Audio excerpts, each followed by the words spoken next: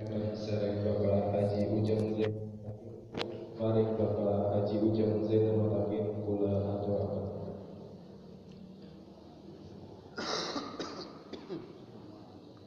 Assalamualaikum warahmatullahi taala wabarakatuh. Waalaikumsalam warahmatullahi wabarakatuh. Alhamdulillahirabbil alamin wal 'aqibatu lil muttaqin wala 'udwana illa 'alal zalimin. Asyhadu an la ilaha illallah wahdahu la syarika lah wa asyhadu anna sayyidana wa nabiyyana Muhammadan abduhu wa rasuluhu alladzi la nabiyya ba'dah. Allahumma salli wa sallim wa barik ala sayyidina Muhammadin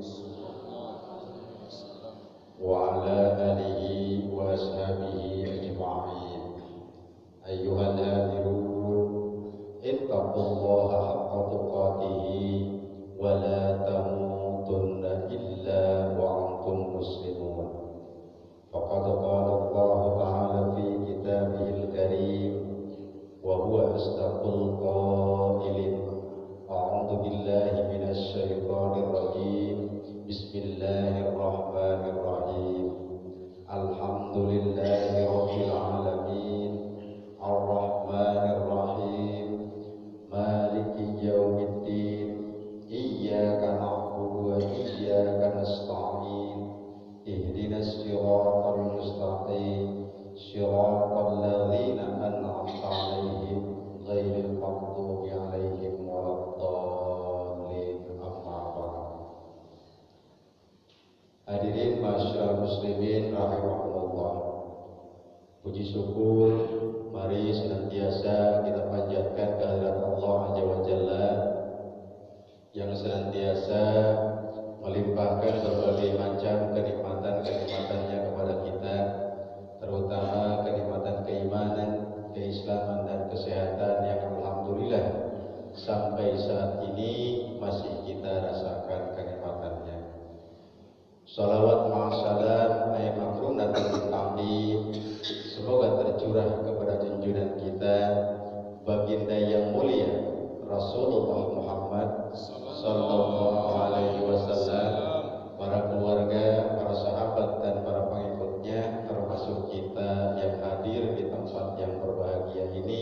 Amin amin ya Allah ya rabbal alamin. Saya yakinnya di antara ibu-ibu, bapak-bapak masih lemas karena barangkali tadi ada yang habis sahur. Ya Bu ya.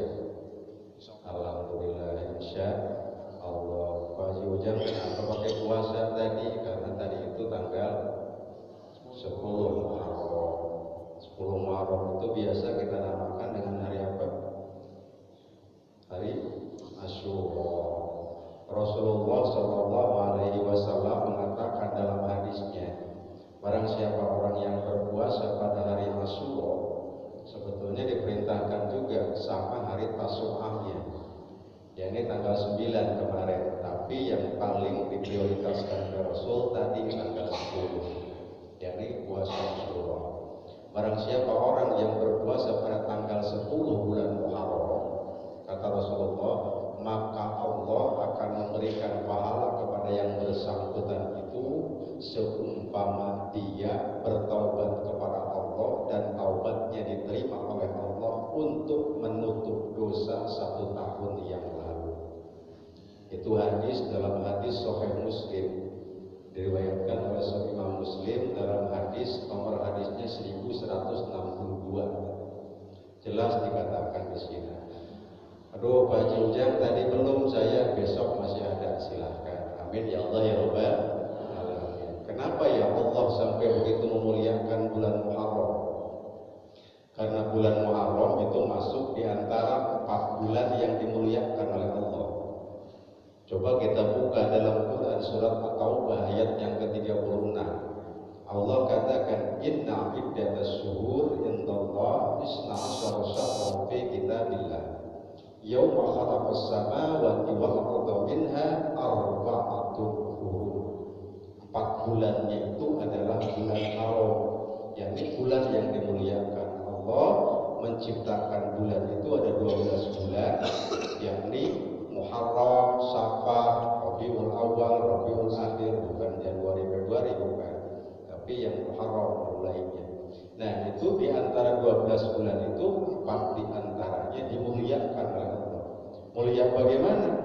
Pahala dilipat gandakan dan dosa pun dilipat gandakan. Mana saja bulannya? Di antaranya adalah bulan Muharram. Maka kata Rasulullah, salatun mutawalliyatun, yang 3-nya berturut-turut, yakni Dzulqa'dah, Dzulhijjah, Muharram dan bulan Rajab.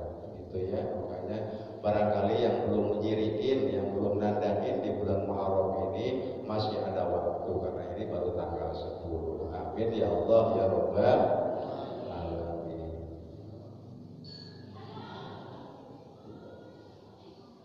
Ibu-ibu, bapak-bapak, hadirin sekalian jamaah majelis taklim rahimahumullah, yang insyaallah mudah-mudahan senantiasa kita semua mengharapkan ridha dari Allah Subhanahu wa taala. Dalam kesempatan yang berbahagia ini kita mau melanjutkan pengajian kita, barangkali di mana pada pengajian sebelumnya baru sampai pada ayat Quran surat Al-Fatihah, baru ayat yang keempat.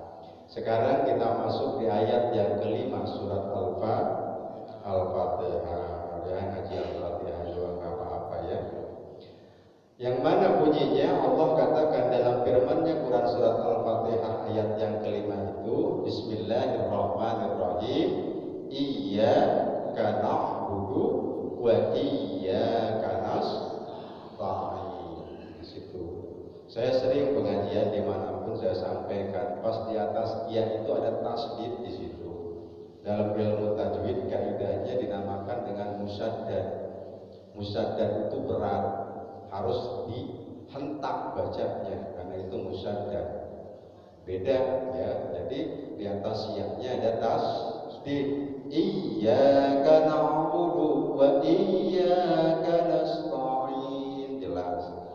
Tapi kalau kita hilangkan iya di atasnya itu, maka maknanya akan jauh menyimpang. Kalau iyyaka na'budu wa iyyaka nasta'in, itu artinya kan apa kan? Hanya kepada Allah saya menyembah atau beribadah, dan hanya kepada Allah kami meminta pertolongan.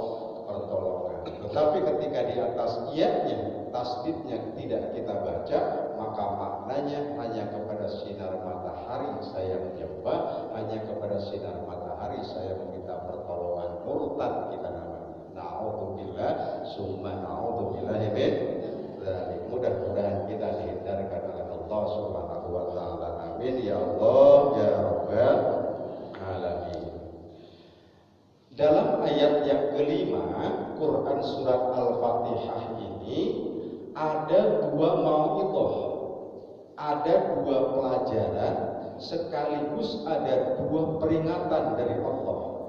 Yakni yang pertama iyyaka na'budu, yang keduanya iyyaka nasta'in. Dalam tafsir Ibnu Katsir dikatakan bahwa makna dari kata iyyaka na'budu adalah aina husuka bil ibadati min tauhidi wa ghairi.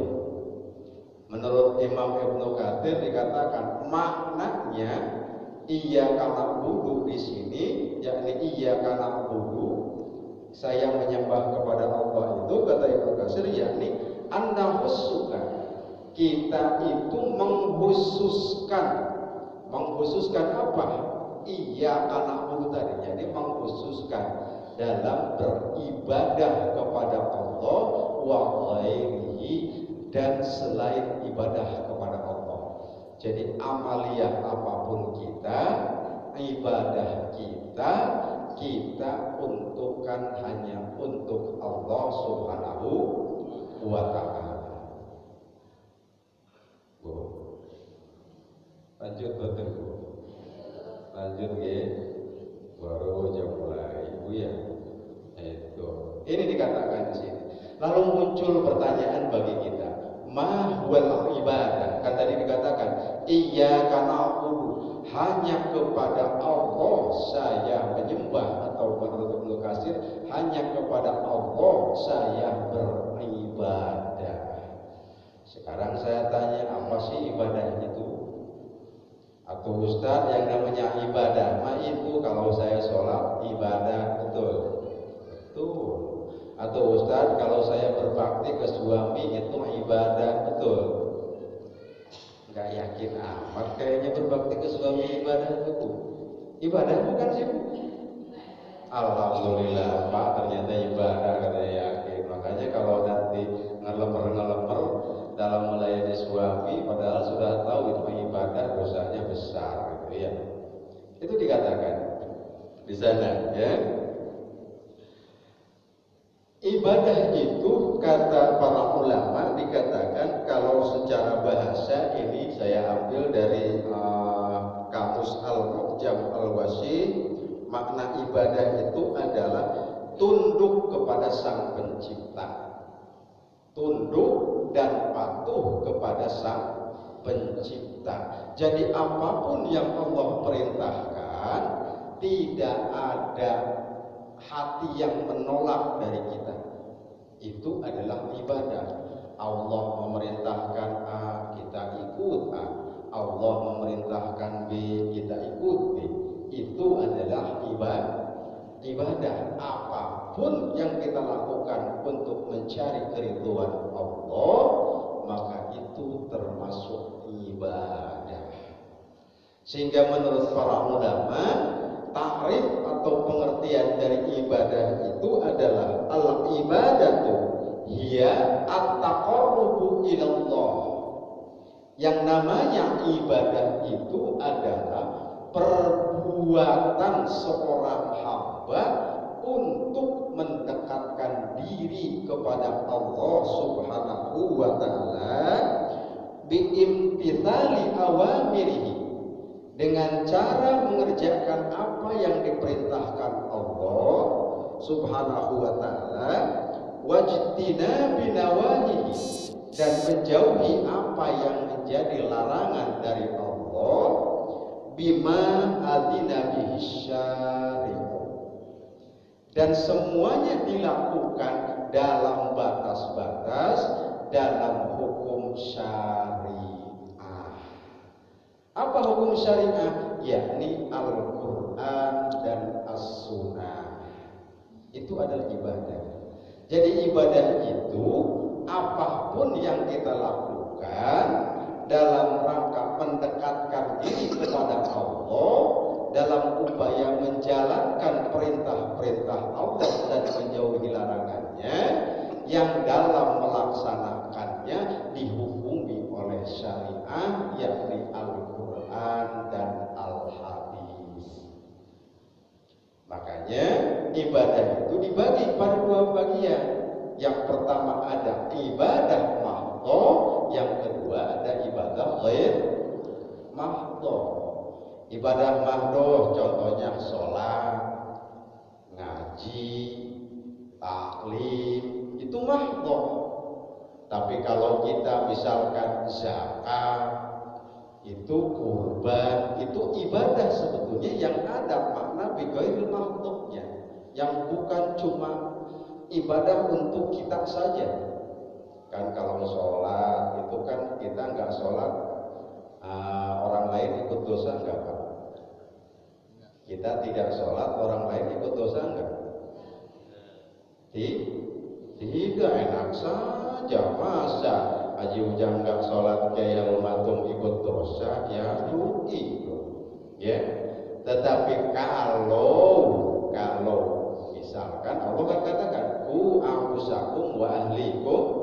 Nah, kalau bapaknya sholat, ibunya sholat, anaknya tidak, ikut dosa enggak bapak ibunya? Ikut sebelum dia balik sampai dia dewasa, kalau kita tidak mengajarinya waktu dia masih kecil. Itu maknanya. Jadi ibadah itu ada ibadah mahdhah dan ibadah ghairul mahdhah.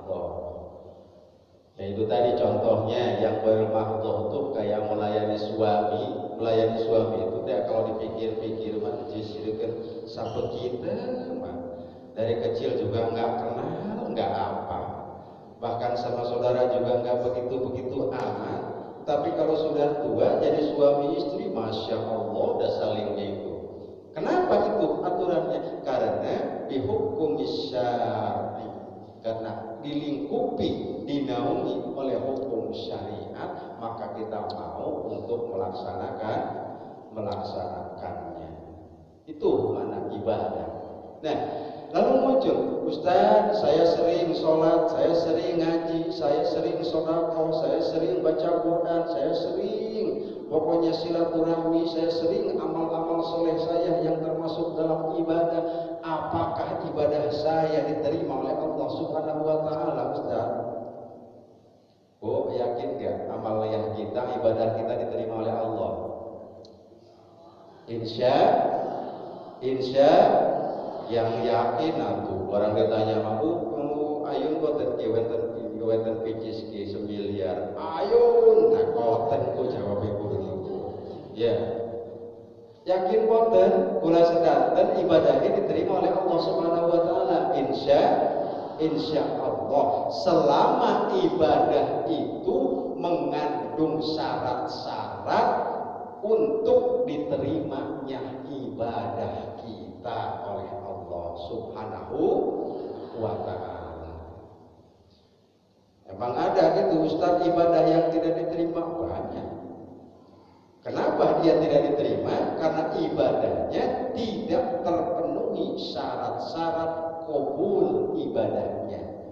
Menurut para ulama, syarat untuk diterimanya ibadah itu ada 3. Berapa katanya Bu?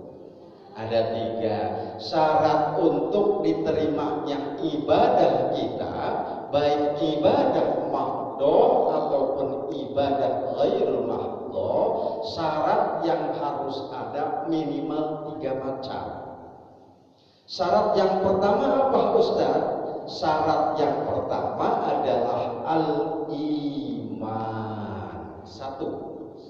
Syarat untuk diterimanya ibadah dari seorang hamba kepada Allah dalam rangka pelaksanaan iyyaka na'budu tadi, maka syarat yang paling mutlak yang pertama yang harus ada dalam dirinya adalah iman.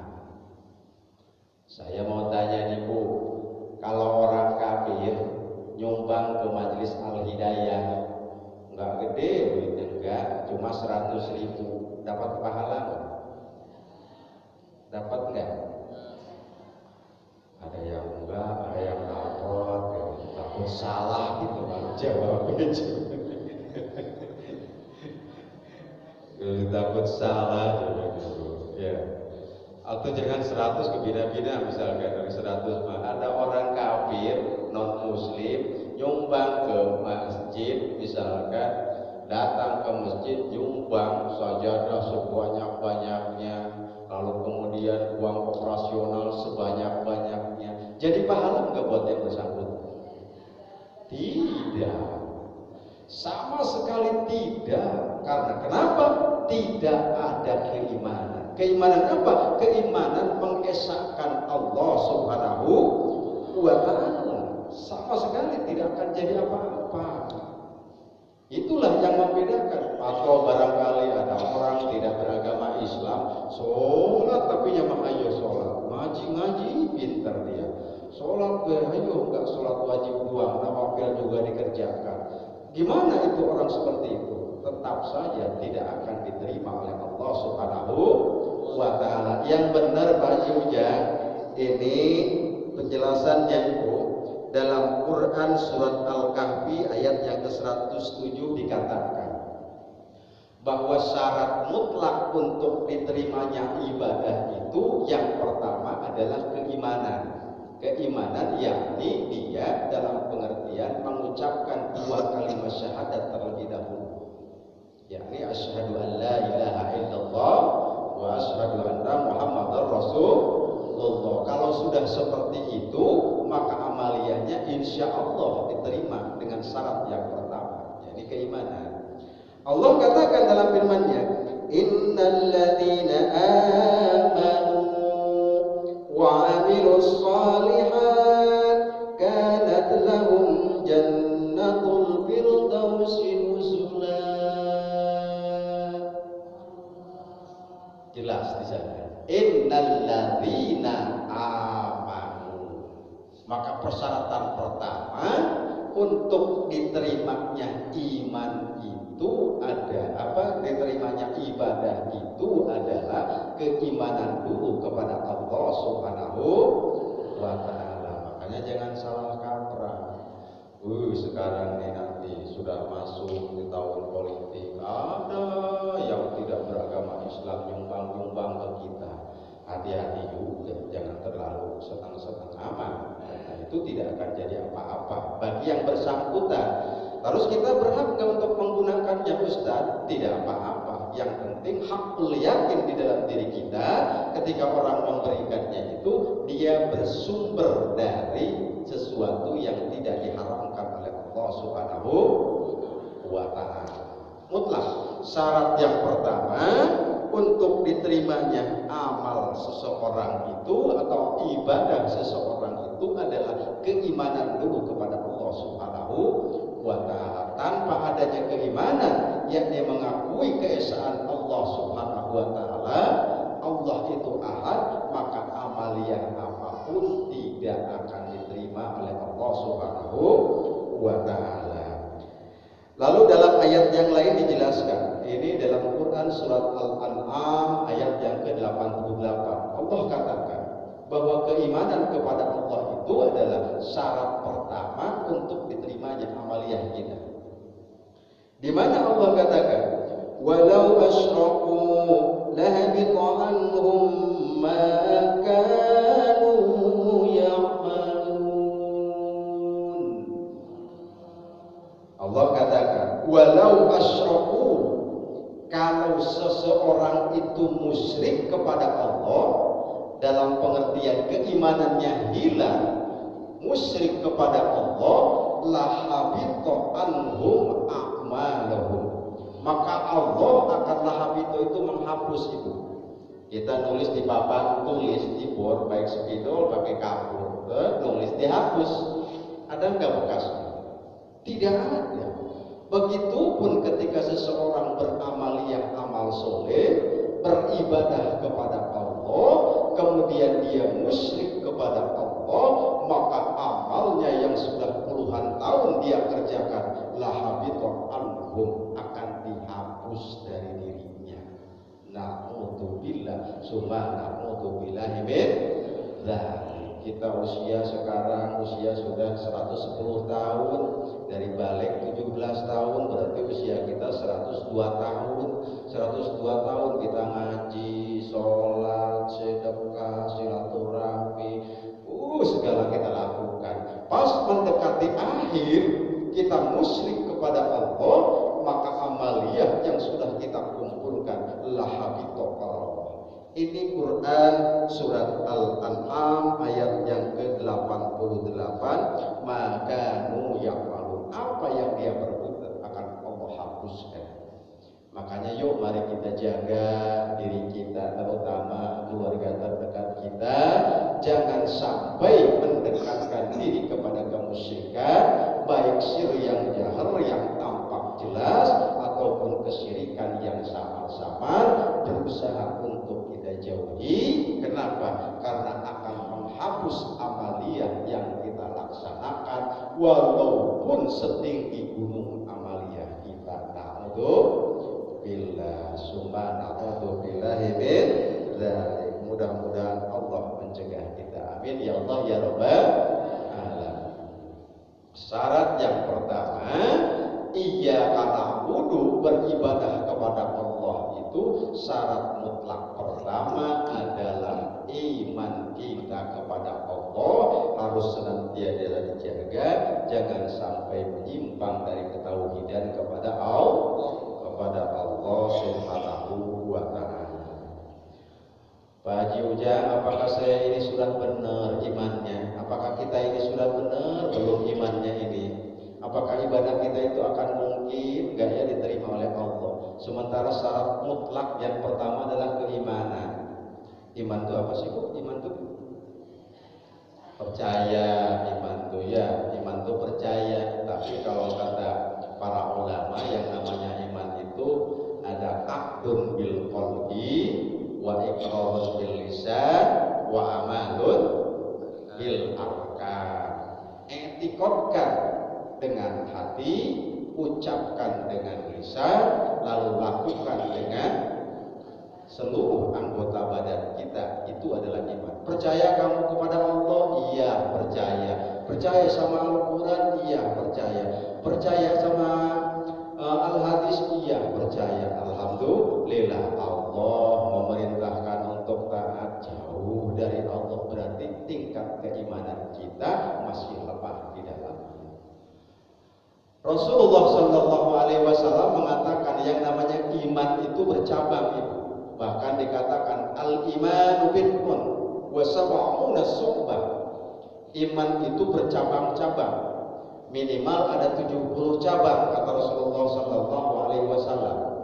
Al-haya'u minal iman. Rasa malu adalah sebagian dari iman. Maka kalau orang mengaku beretika di dalam hati, iya karena dulu saya menyembah kepada Allah, saya beribadah kepada Allah, harus diingat bahwa syarat diterimanya ibadah salah satunya adalah iman.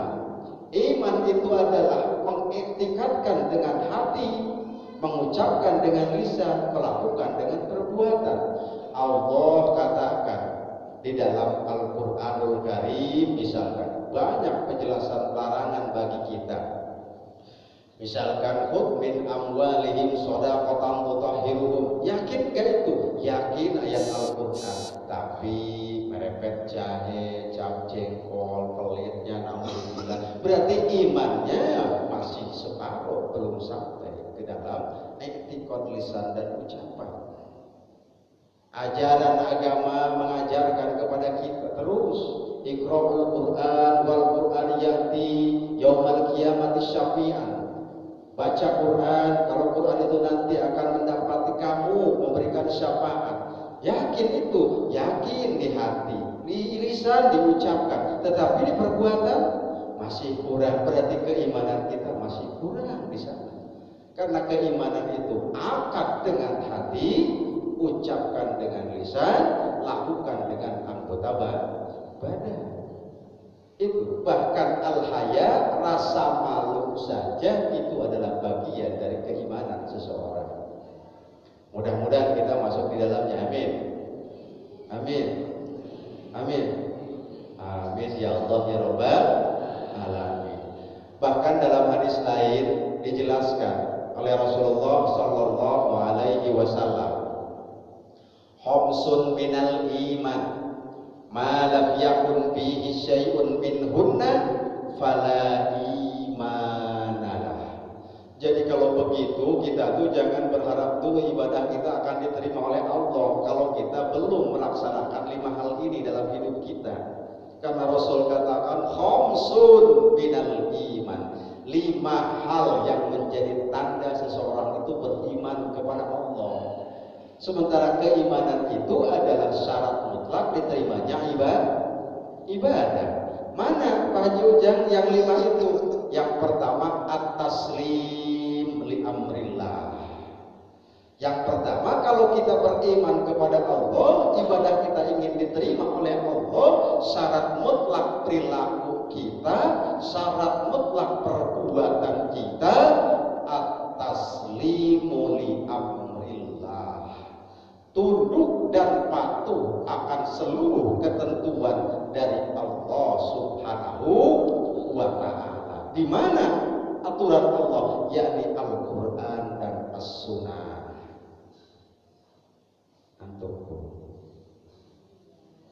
Antum biasa ya, kalau orang lagi ngaji itu kadang-kadang ngomong iya macam-macam kasusnya itu. Kadang kamu ya, kadang ngeduruk di sini, ya wujud fisiknya mah di sini, pikirannya mah kalau anak muda muka usir TV lagi main bola hasil. Tapi syukur alhamdulillah kita di sini. Berarti kita itu bagian orang-orang yang insya Allah mendapatkan hidayah dari Allah Subhanahu wa Ta'ala. Amin ya Allah ya Rabbal alamin.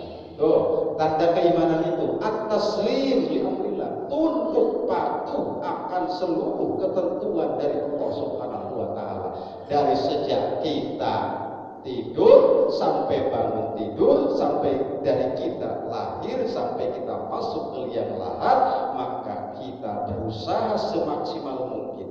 Kita berusaha untuk ikhtiar, berhati-hati menjaga aturan-aturan dan syariat Allah untuk kita laksanakan sebagaimana kemampuan kita.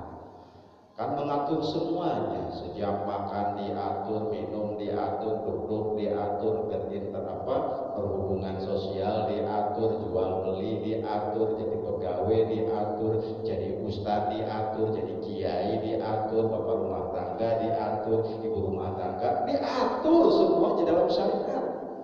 Coba cari apa yang tidak diatur dalam Al-Quran, semuanya diatur.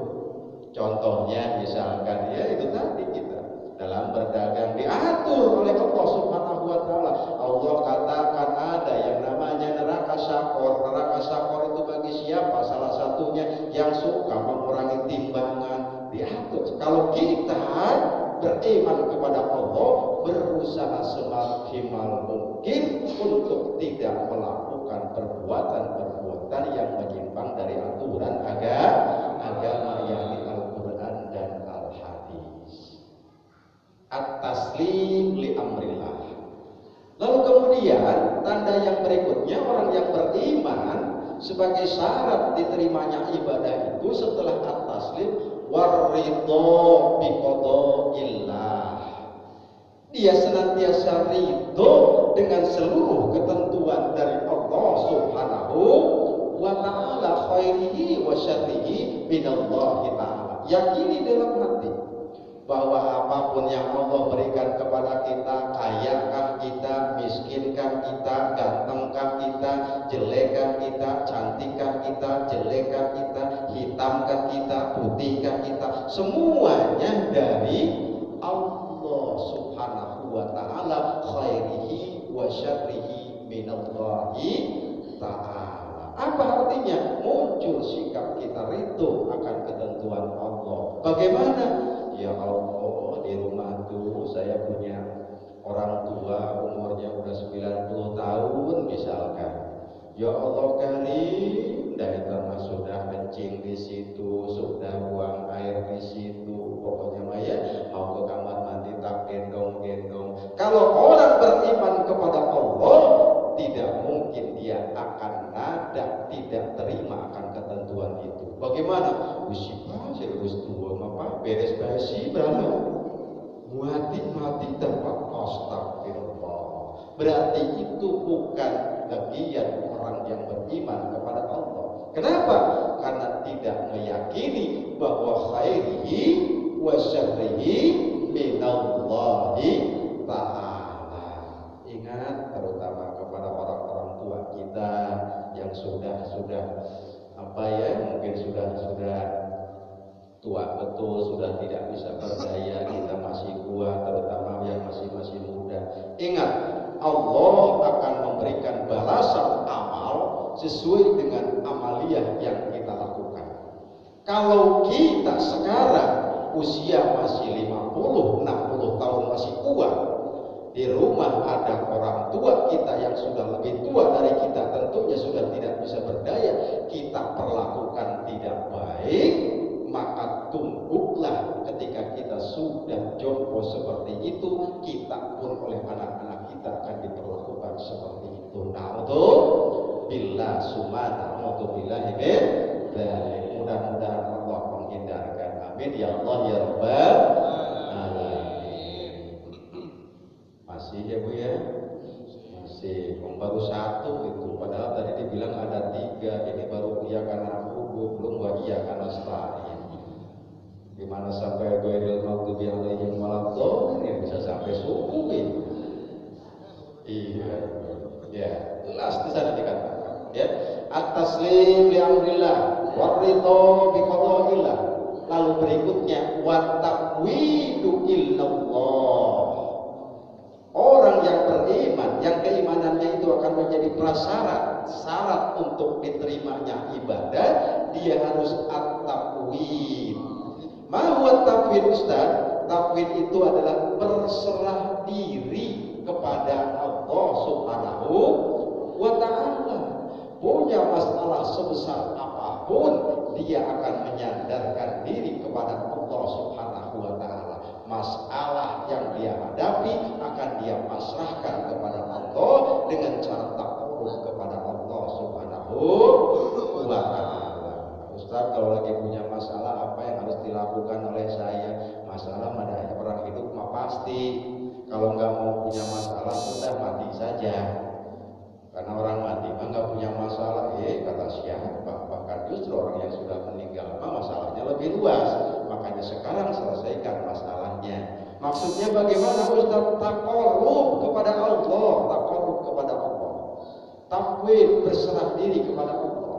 Punya persoalan apapun, lakukan kita. Sholat hajat, sholat hajat, lakukan kita oleh kita, terus senantiasa zikir. Itu lanjutan dari sholat hajat. Untuk apa? Tadi dalam rangka kita taqwid kepada Allah Subhanahu wa ta'ala. Jadi tanda keimanan sebagai prasyarat untuk diterimanya amal kita, ibadah kita itu adalah taslim, tunduk dan patuh akan ketentuan Allah yang pertama. Itu dengan ketentuan Allah Subhanahu wa ta'ala, yakni qada dan qadarnya Allah. Lalu kemudian taqwid, berserah diri. Yang keempatnya wa tawakkul 'ala Allah, tawakal kepada Allah. Itu tanda orang yang beriman. Jadi kalau belum ada tanda ini dalam diri kita, maka kita jangan ngaku dulu orang yang beriman kepada Allah.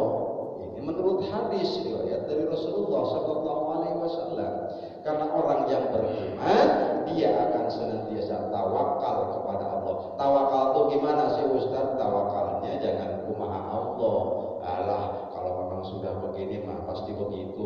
Tidak bisa, tidak begitu. Karena innallaha la yughayyiru ma biqaumin hatta yughayyiru ma bi anfusihim. Kita harus upaya dulu secara maksimal. Kita pengen sesuatu, usaha dulu secara maksimal. Tetapi hasilnya nanti farudduhu ilallah, kembalikan kepada Allah. Karena hakikatnya kita tidak bisa berbuat apa-apa, tapi Allah yang mentakdirkan. Kita berusaha secara maksimal, itu adalah tawakal kepada Allah. Lalu yang kelimanya, menurut hadis tadi, tanda orang yang beriman itu adalah as-sabru ala kulli halin, yakni sabar dalam setiap aspek kehidupannya. Bu, sabar itu apa sih? Ustaz, yang namanya sabar, Pak, kalau ada orang mukul saya, dilurus aja sabar. Ya, bagus lah begitu. Apa-apa. Ya, atau Ustaz sabar mah lamun rakyat ya lagi.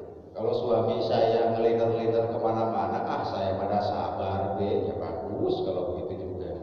Ya, tapi kata Imam Al-Ghazali, yang namanya sabar itu adalah tetap tegaknya aturan agama di atas kepentingan hawa nafsu. Tetap tegaknya aturan agama di atas kepentingan hawa nafsu, itu adalah sabar. Contohnya, Ustaz, gimana? Kalau ada orang mukul, nafsu mendorong ke kita harus balas, pukul lagi. Tetapi Al-Quran katakan apa? Qad aflahal mu'minun, sungguh berbahagia orang-orang yang beriman kepada Allah. Wa idza khatabahumul jahiluna qalu salama. Apabila datang kepadanya orang yang jahil, orang yang nakal, orang yang iri, orang yang dengki, qalu salama, maka dia akan berucap dengan ucapan-ucapan yang menyejukkan. Itu aturan agamanya. Kalau kita menurut nafsu, ada orang iri ke kita tak iriin maning sirih. Ada orang mukul kita tak pukul maning sirih. Ada orang nyuri barang kita tak curi maning sirih.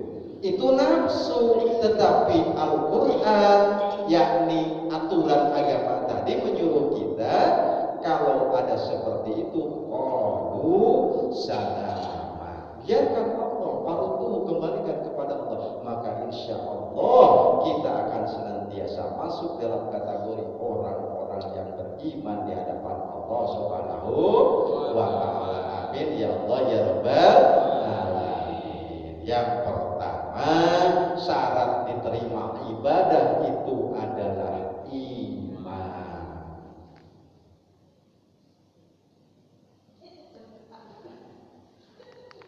Biasa. Yang kedua sampai ketiga lah, yang ketiga ya ini. Yang keduanya, syarat untuk diterima amaliyah atau ibadah kita itu setelah keimanan, setelah mengakui kita bahwa itu dari Allah. Allah itu ahad, Allah itu esa. Asyhadu an la ilaha illallah wa asyhadu anna Muhammadar Rasulullah. Kita yakin Allah satu, kita yakin Al-Quran itu mutlak kebenarannya, kita yakin isi Al-Quran itu benar, maka harus kita laksanakan. Tetapi dalam melaksanakannya, Allah mengatakan memunculkan syarat yang kedua setelah iman adalah ikhlas. Maka keimanan tanpa keikhlasan mustahil ibadah kita akan diterima oleh Allah. Ustaz, yang benar sih, ya Allah, saya sudah sering katakan bahwa syarat mutlak yang kedua untuk diterimanya ibadah kita adalah keikhlasan kepada Allah Subhanahu wa ta'ala. Ini dalam Quran surat Az-Zumar ayat yang kedua Allah katakan, fa'budullaha mukhlishan lahud-din. Itu satu ayatnya ada. Dalam Quran surat Al-Kahfi ayat 110 Allah katakan, ya di sini di mana katakan, faman kana yarju liqa'a rabbih falyamal amalan shalihan. Jelas. Lalu dalam Quran surat atau dalam hadis riwayat Abu Daud dan Imam Nasa'i dikatakan, innallaha azza wa jalla la yaqbalu minal amal illa man kana lahu khalisan wa batughiya bihi wajhuh. Sesungguhnya Allah tidak menerima suatu amal perbuatan kecuali yang murni dan hanya mengharap ridho Allah Subhanahu wa ta'ala. Jelas di sini dikatakan bahwa syarat mutlak yang kedua setelah iman, ibadah kita itu, syarat yang keduanya adalah ikhlas. Ikhlas itu apa sih Ustaz? Ikhlas itu adalah ifradul haq subhanahu wa ta'ala bil ta'ah. Ikhlas itu adalah kita betul-betul hanya ingin mengharapkan ridho Allah di dalam melakukan amaliyah dan perbuatan kita.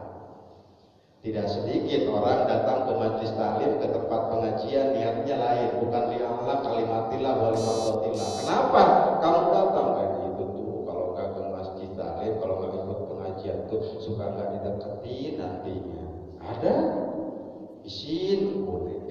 Izin mah sering Allah. Apa? Karena tadi yang namanya ibadah landasannya adalah tadi hanya untuk mengharap ridho dari Allah Subhanahu wa ta'ala. Contoh lainnya, ada orang umroh, ada orang haji. Ya sudah tua, ayo tuh ke haji sana. Kenapa? Ayo ke haji sana, nanti aja dulu terus.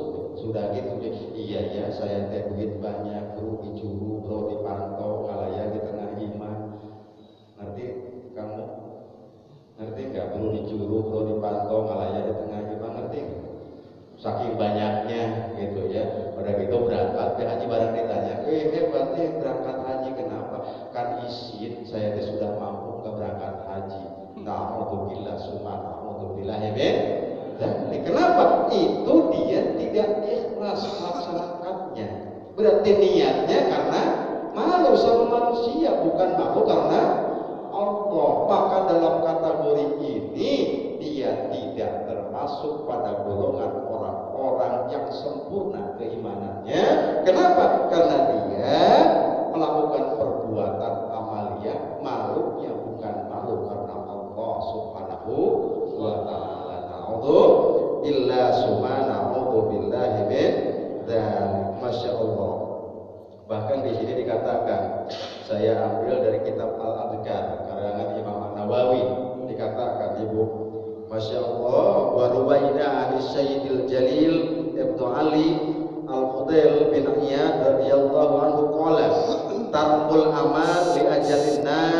riyaun.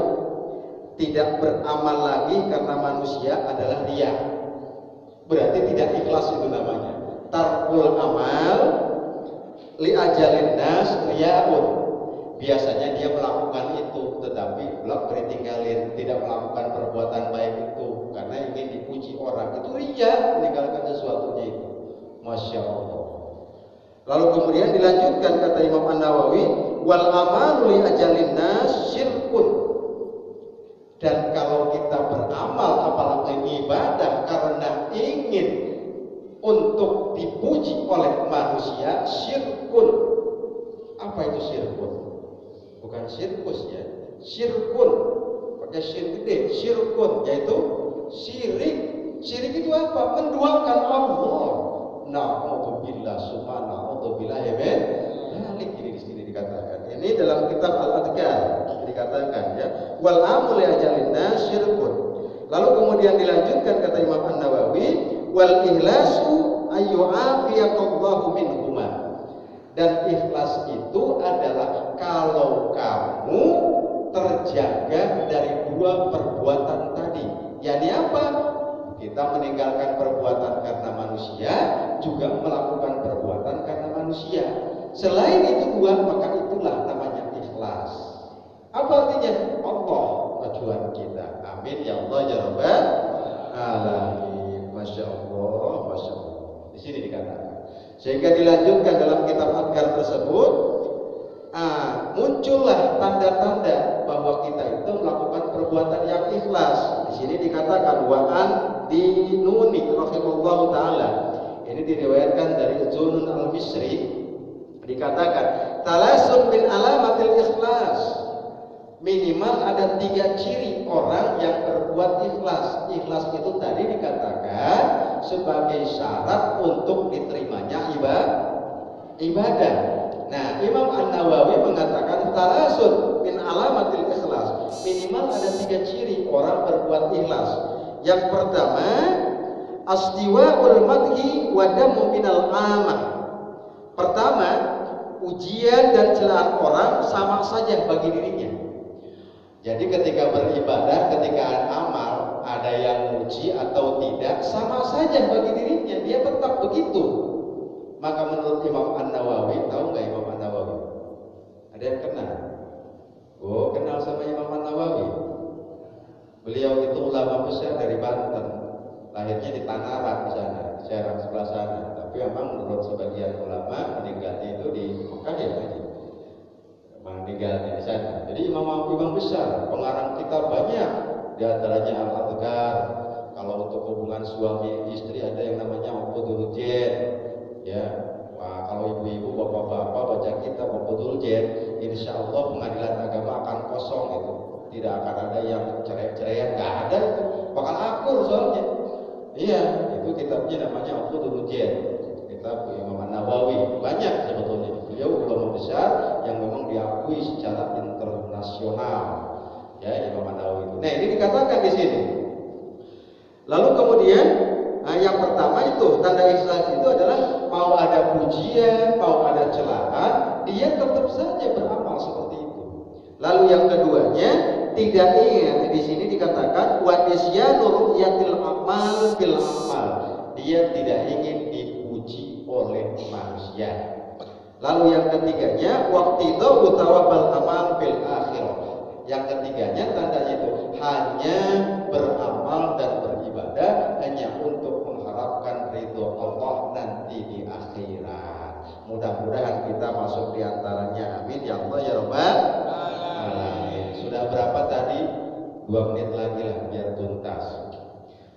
Yang pertama iman, yang kedua ikhlas, syarat diterimanya ibadah kita itu. Yang ketiganya adalah ittiba. Apa itu Ustaz ittiba?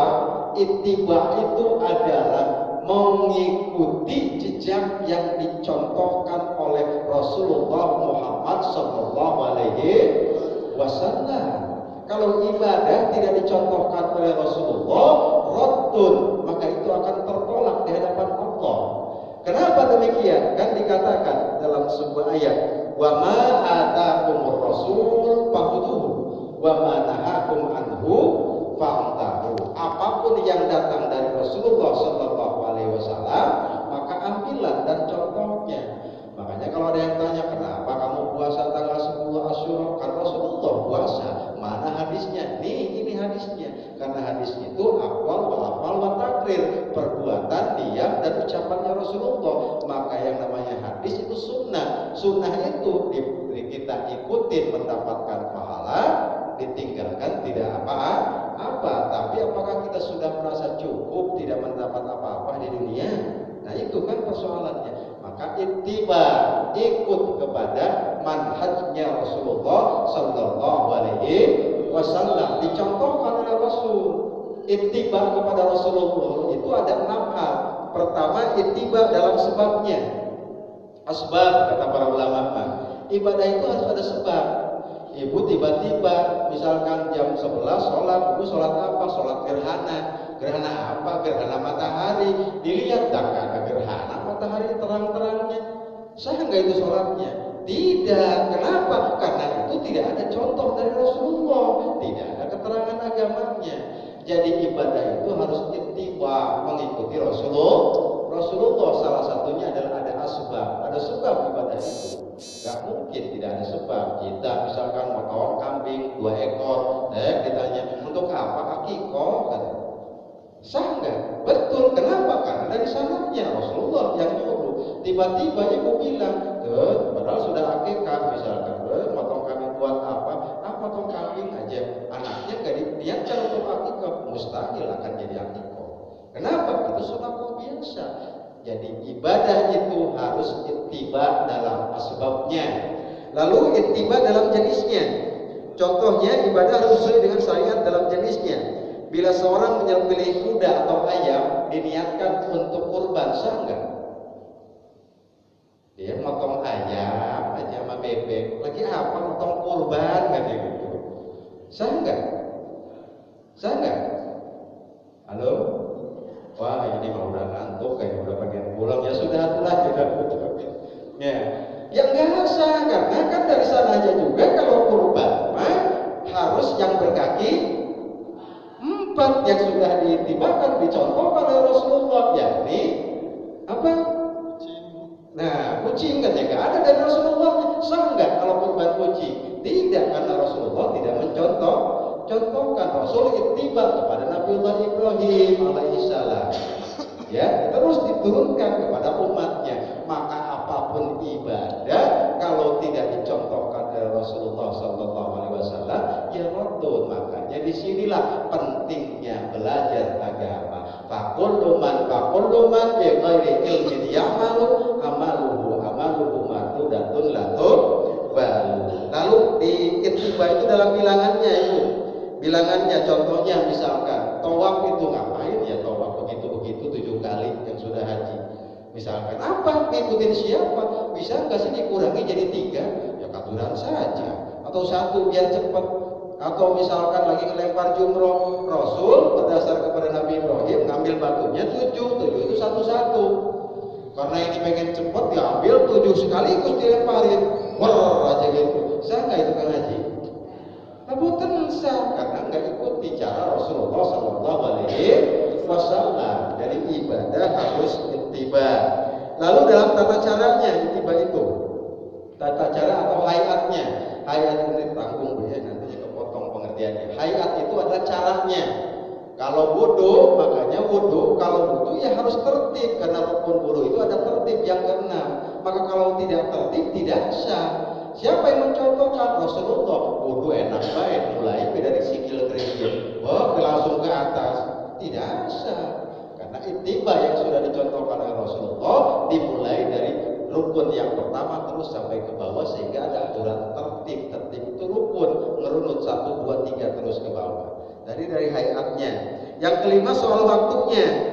Itu pun harus ikut kepada Rasulullah Sallallahu Alaihi Wasallam. Saking semangatnya misalkan kita lagi sholat sunnah, tapi sholat sunnah udah sholat subuh, semangat sholatnya di rumah, langsung sholat sunnah. Sholat apa ini? Ba'diyah subuh, astagfirullah.